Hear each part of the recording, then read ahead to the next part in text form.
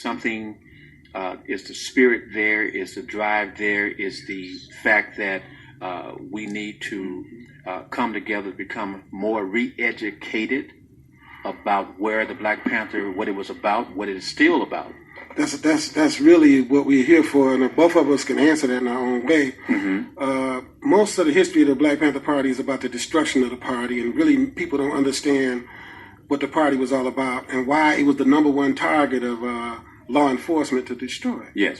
And what the Black Panther Party for self-defense really represented. And so because we represented those views, like he said, we talked about freedom of the people. Yes. We didn't talk, see, people talk about black power, that comes from Stokely Carmichael and SNCC, and they were talking about black power. Well, he eventually agreed with us because he became a member of the Black Panther Party. Yes. But we were talking about people that are suffering on this planet. Yes. That do the work of the rich and never get anything from it. Okay. I represent the people. That's what he represents. Yes. So we represented all people. Therefore, we were dangerous to the authorities. Also, they know that 400 years of slavery in this country that we say registered or whatever, chattel slavery, what it produced was the desire to be free. Yes. And they know that when people desire in ever throughout history, they produce one in order to bring about that desire or dream. So J. Edgar Hoover, smart about the scriptures, said that it's coming a black Messiah coming from black women in America who is going to relieve them of that slavery, and that torture, and that treatment. And he knew this without our knowledge. Yes. And so he said, COINTELPRO was designed to stop the rise of a black Messiah who could unify black military. At that time, everybody was becoming conscious of who we were. We were black for the first time and all that. And so they weren't afraid of us becoming conscious. They were afraid of us coming together, conscious or unconscious. Yes, yes. And so the Black Panther Party represented everybody and represented that type of view where we could be who we are. So that type of knowledge was like, they looking for a young black man. And so that's what's going on today. A lot of people don't talk about that. Why they're killing our young people today. I'm not talking about the police department. I'm talking about rogue. Police could be Ku Klux Klan. They could be angels, just like people.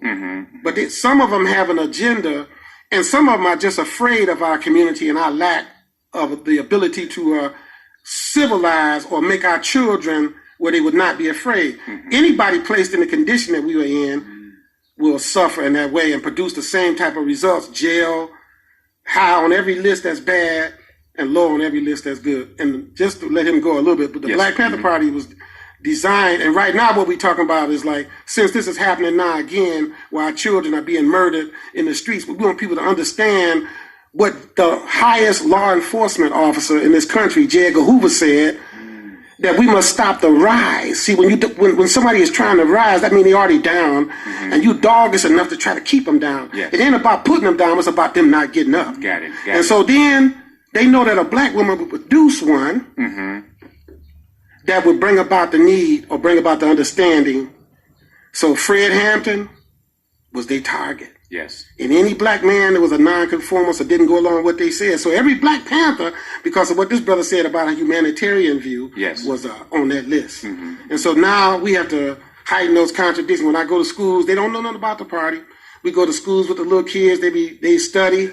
So now, since it's the 50th anniversary, we get a chance to heighten contradictions and straighten out what we believe to be the truth. And our comrades